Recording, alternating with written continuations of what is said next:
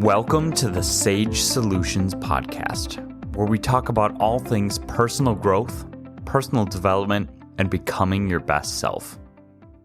My name is David Sage, and I am a self-worth and confidence coach with Sage Coaching Solutions. I'm so glad that you've chosen to invest this time in yourself today. Have you ever had one of those days where everything just seems to go wrong? You spill your coffee on your shirt, you hit every single red light on your commute, and the very first email that greets you is just a frustrating one. It feels like the universe has a personal vendetta against you. It's easy to spiral into a mood that taints the rest of the day. Now, legitimately, all those things suck. Nobody wants to have their day start like that. However, are the conclusions that we just drew from the events that happened a fact? Or are there other conclusions that we could come to? Other ways of seeing it? Another perspective of reality? I'm here to tell you that it's not the events themselves that hold the ultimate power, but how you choose to see them. What if you could shift your entire experience of life?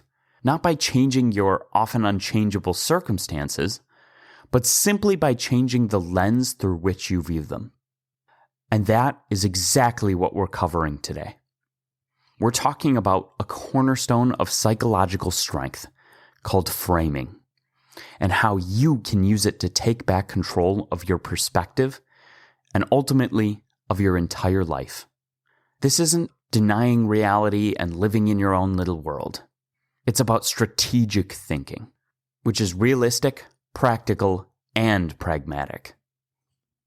Welcome to framing. But before we get into it, our goal with this podcast is to share free, helpful tools with you and anyone you know who's looking to improve their life.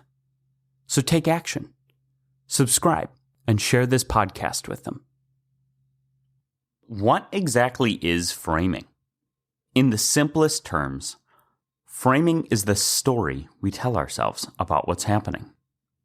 It's the mental filter that information passes through before we form a judgment about it. Sound familiar? Think of it like a picture frame. The very same photograph can look dramatically different depending on the picture frame that you use. Is it in a cheap, cracked plastic frame or a beautiful, ornate wood one? The picture itself hasn't changed, but the frame transforms our perception of its value and meaning. But the power of framing has a much greater effect than a picture frame does on a picture. Let's take a look at another use of the word frame. The glasses that somebody wears, they put the lenses into a frame, right? So the frames or the lenses, the glasses that you're wearing, dramatically changes how you see the same object.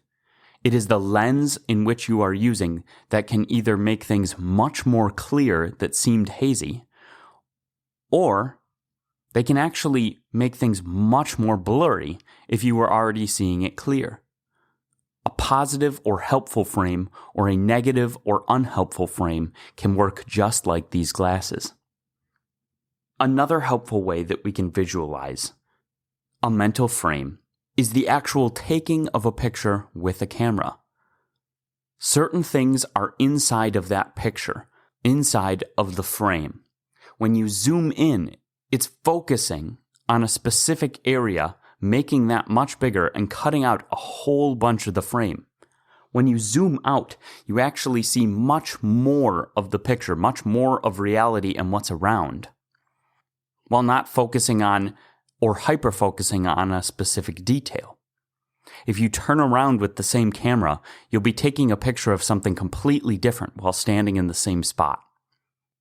And even after you take the picture, if it's taken from your phone, you can put filters on it to make it look different or give it a totally different vibe. You can crop it, you can zoom in, you can change small details, you can add a story or a caption that explains it. Then print that picture, put it in a picture frame, a really nice one to give it a very different look, and then wear glasses that make it much clearer. Mental framing is that powerful. This is the reason that mental framing is the most powerful tool that we have to change our conscious perspective of reality. While it's not the only one, for instance, looking at the same tree from on the ground versus from the top of a building gives you a very different perspective of the same thing. Framing is easily the number one tool for reshaping our perspective of reality. Reality is reality. It is objective and real. If we are describing things in true, factual statements, we are taking away the judgments and just reporting the facts. Reality is reality. You do not create your own reality, with the exception of the fact that the choices you make and the actions you take have an effect on the outer world, and in a small way do create your reality.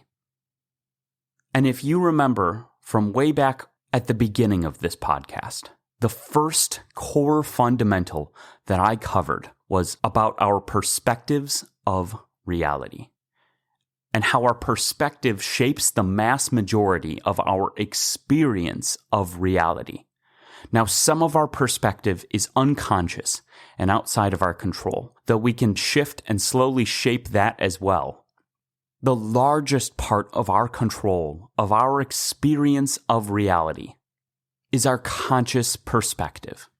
Your perception of reality is primarily influenced by your perspective of reality, and the biggest factor in your perspective of reality are the lenses, the frames that you see it through, the angle, the shot, the zoom, the lenses of your eyes, the glasses, the filters, and even the emotional state from which you're viewing it, and especially the stories you tell yourself about it. Framing is the primary tool that we use to adjust our conscious perspective of reality. So to rein it back in here, I'm going to use one of the most classic examples of framing. There's a glass of water. 50% of the glass has water in it. This is an objective statement. Now tell me, is that glass half empty or half full? This is the perfect everyday example of framing. It's the same amount of water, but your perspective on it, your frame, changes everything about how you feel about that glass. One frame suggests scarcity and loss, while the other suggests abundance and opportunity. Now, this frame is often oversimplified into optimism and pessimism, which we will do a full deep dive on in a future episode. Now, I'm sure some of you are saying, yeah, that's nice and all, but it sounds a little too simple to make a real difference. But the reality is, our brains are wired for efficiency. They create these mental shortcuts, what psychologists call cognitive biases, to process the immense amount of information that we encounter. Very often, these default shortcuts lead us to frame things in a negative light, without us even realizing it. We have a negativity bias, a tendency to focus on what we've lost rather than what we've gained, to ruminate on a single criticism while ignoring praise, or to catastrophize a minor setback into a major life-altering disaster. This causes us to pay twice as much attention to negative information as positive information. Now, I am personally thankful for this. It's easy to get upset about our cognitive biases because they often don't serve us in our modern day. But we wouldn't be alive if they didn't exist. We survived because of them. We will also be doing an episode or episodes on our different cognitive biases because being aware of our conscious biases helps us overcome them. So let's go back to that frustrating email and notice how our negativity bias affects the way we view it. The default, unexamined frame might be something like, "This is a disaster. My boss is clearly unhappy with my work. I'm probably going to get in trouble, and now my whole day, maybe my whole week is ruined." This negative frame is a recipe for stress, anxiety, and demotivation.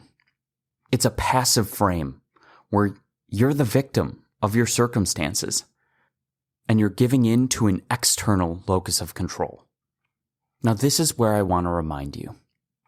You are not your thoughts. You have thoughts that aren't indicative of who you are all the time. You are the consciousness that experiences your thoughts. And not just that, your thoughts are primarily framed as stories. Or another way of looking at it is that your frame is usually the story that you're telling yourself about an event. Our brains are meaning-making machines, and we are wired for narrative. We constantly tell ourselves stories about our lives and the things that happen in them to help us make sense of the world. So I'm talking to you, the consciousness who's listening to this podcast. What if we pause and consciously reframe it? What if we decide to see it as, okay, this email contains some direct feedback. It might not feel good to hear, but this is a clear opportunity for me to understand what's expected and to improve my skills. It is a challenge, yes, but I am fully capable of handling challenges and growing from them. I've done it before, and I can do it now. Can you feel the difference? The email is the same. The words on the screen haven't changed. But by consciously choosing a more positive and empowering frame, we've shifted our entire emotional and mental state. We've moved from a position of victimhood to one of agency and control. Now, just as it is in real framing, the actual thing that you're taking a picture of, seeing, or putting a frame around makes a difference. And what I'm not advocating for is denying reality, believing that you can create it and anything is what you believe it to be, or looking at a totally different picture altogether. We're not living in our own little world here. We're shifting the way that we see it and the way that we experience it. Which is why framing isn't about toxic positivity or ignoring reality. It's not about pretending the negative events are actually good. Denial and lying to yourself are actually very disempowering, and they often disconnect you from other people in the real world. We still have to acknowledge and accept a reality. But remember, reality plays a much smaller role than perspective in your experience of life. Mental framing is about consciously choosing the most empowering and useful interpretation of that reality. It's about asking yourself a pivotal question. What's a more useful way to look at this? This concept is beautifully captured in a quote by the novelist Marcel Proust, who wrote, "The real voyage of discovery consists not in seeking new landscapes, but in having new eyes." That's what we're doing here, developing new eyes to see our existing lives. By using our mind's eye, we are taking control of the frame that we see it through. So how do we start becoming more intentional with our framing and develop these new eyes? Here are a few practical step-by-step techniques that we can start using today. These are often called cognitive reframing techniques. First, and this is the non-negotiable first step, catch the negative frame. You cannot change a thought pattern that you aren't aware of. It starts with awareness, which is really the essence of your being. Being more conscious. You are the observer of your life. You cannot change a thought pattern that you aren't aware of. You have to become a detective of your own mind. Start paying close attention to your automatic self-talk. When you face a setback, What's the very first story you tell yourself? Just observe and listen to it. Don't judge it. Don't try and fix it immediately. Just notice it. Right now, we're building awareness. A great way to build this muscle, if you have the time, is to keep a thought journal.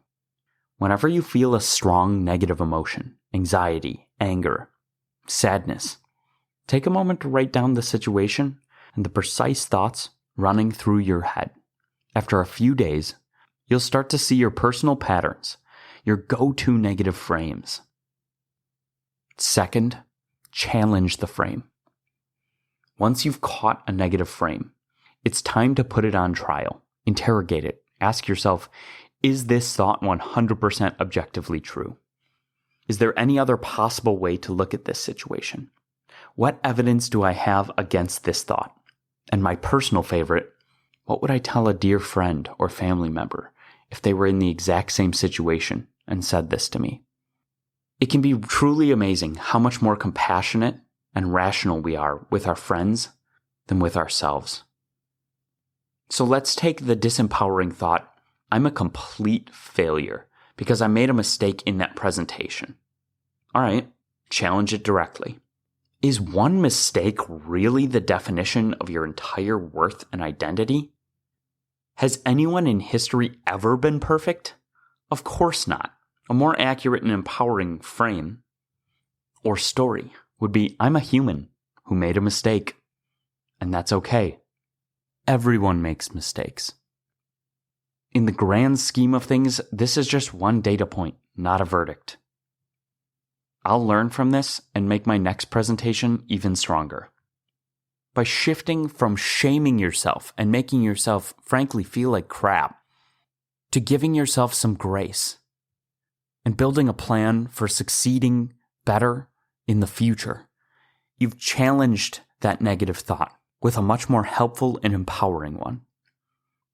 So here we move on to our third step, creating a new empowering frame. By changing the story that we tell ourselves, it makes all the difference. This is the active, creative part. You've dismantled the old faulty frame, and now you build a new one that serves you better. Here are a few powerful reframing questions to get you started. What can I learn from this?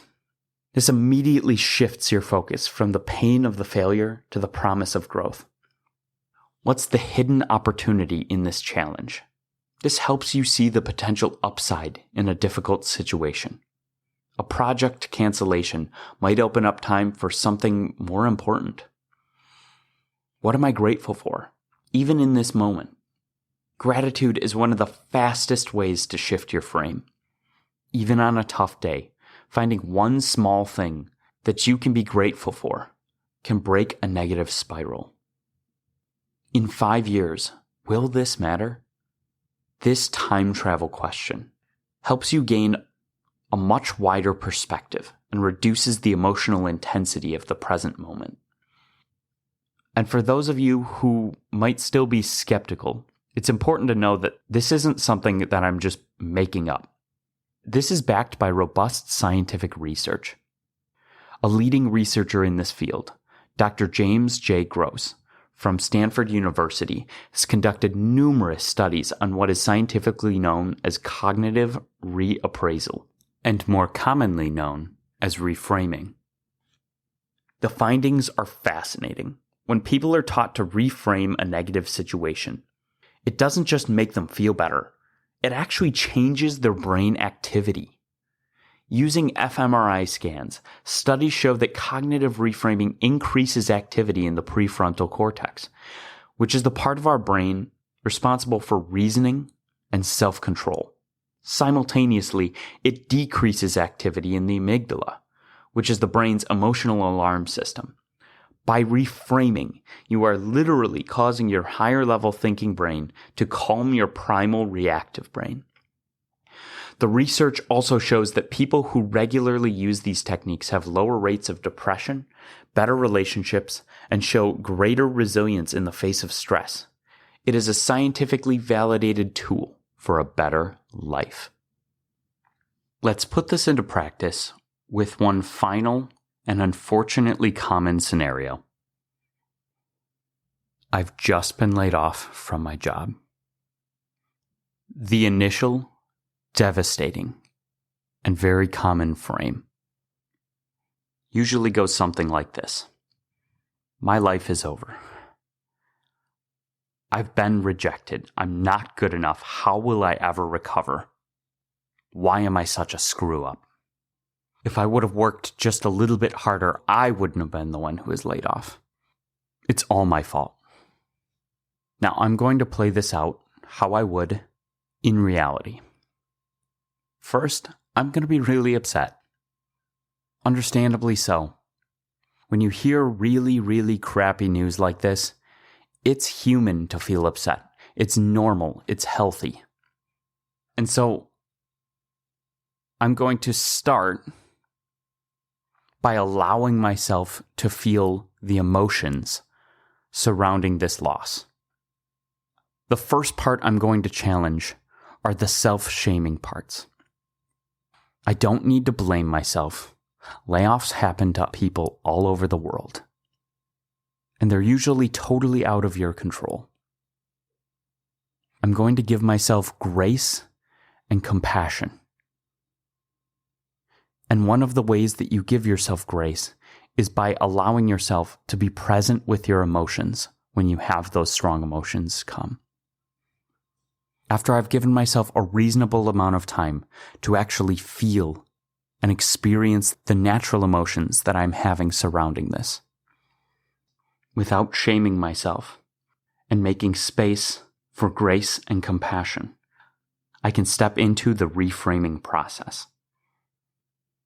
First, remember that I am the consciousness who experiences my life. I am an awareness, and therefore I can bring my present conscious awareness to my thoughts, to my frame, to the story that I'm telling myself surrounding this event. In the Perspectives of Reality episode, we talked about using a psychological anchor to help keep yourself grounded in a tough situation. For me, that's remembering that Viktor Frankl could even feel lucky in a concentration camp. It helps me remember that this isn't the end of the world, and puts me in a prime situation to challenge the story that I'm telling myself. Is this really the worst thing that could ever happen? Was I personally rejected? Is my life over? Does this mean that I am not good enough? That me, the one experiencing this event, doesn't have value? Is it really true that I will never recover? I existed before this job, and my life wasn't in shambles.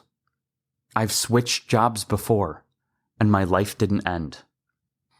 Now that I've challenged the disempowering frame, I can replace it with one of several more empowering frames. So let's consciously reframe it, giving ourselves time and grace. We could use a learning frame. This job taught me a lot about the skills and processes needed to do it. I improved in my ability to work with other people, and I get to take all of those skills forward with me in the future to find a position that's an even better fit. The opportunity frame. Multiple other times that I've left the job, I ended up with an even better one. This is just a catalyst. I've been wanting to explore a new industry or start my own business or go back to school. This is just the push that I needed. A gratitude frame. I'm honestly grateful for the stable income that I had, and I'm grateful for the friends that I made. Now I have a chance for a new beginning, possibly a higher income, and an opportunity to make even more friends and learn new skills. Can you feel the profound shift in energy and possibility? That is the power that you hold. We can now take this new empowering frame, which, by the way, has changed both our focus and our language, two of the emotional state change levers that we talked about in last episode. and compound that by changing our physiology, getting our heart rate up, changing our physical stance, our body, our breathing, our temperature, something to shock us into a different emotional state. By combining all three levers, we can now change our state to a much more functional and productive one to match or create congruence with the frame that we've created. My next step would be to focus on my locus of control. No amount of pleading or begging is going to change the fact that this happened to me. I'm going to let go of what I can't control and focus on what I can. Start looking at new opportunities, doing what I can, learning, educating myself. This is why the most powerful synergy comes from combining, focusing on our locus of control with taking control of our conscious perspective with framing. This isn't just a one and done fix. It is a mental muscle. You wouldn't go to the gym once and expect to be fit for life. Framing is a daily skill, something that we have the opportunity to use in many, many different situations, which means it's easy to make this a daily conscious practice. And if you do this with consistency, you can rewire your brain's default settings. You'll find yourself much more resilient, more optimistic, and more fundamentally in control of your own happiness.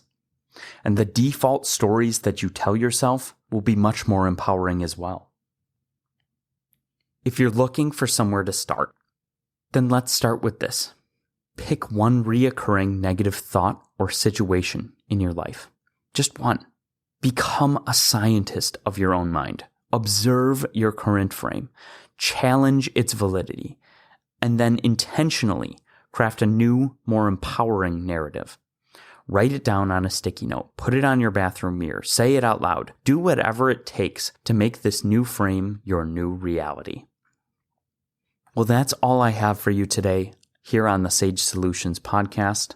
If you found this episode helpful and want to support our mission, I'd be so grateful if you'd take 30 seconds to leave a rating or a review on your favorite podcast platform.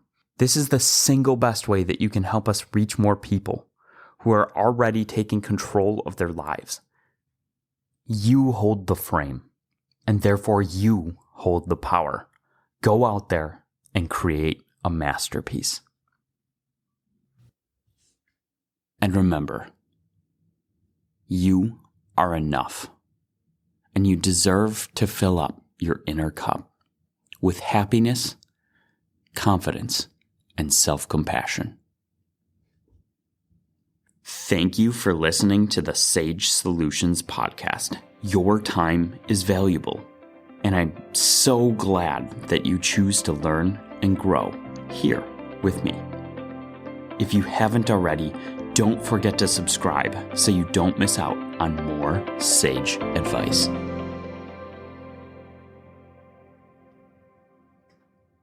One last thing. The legal language. This podcast is for educational and informational purposes only. No coaching-client relationship is formed. It is not intended as a substitute for the personalized advice of a physician, professional coach, psychotherapist, or other qualified professional.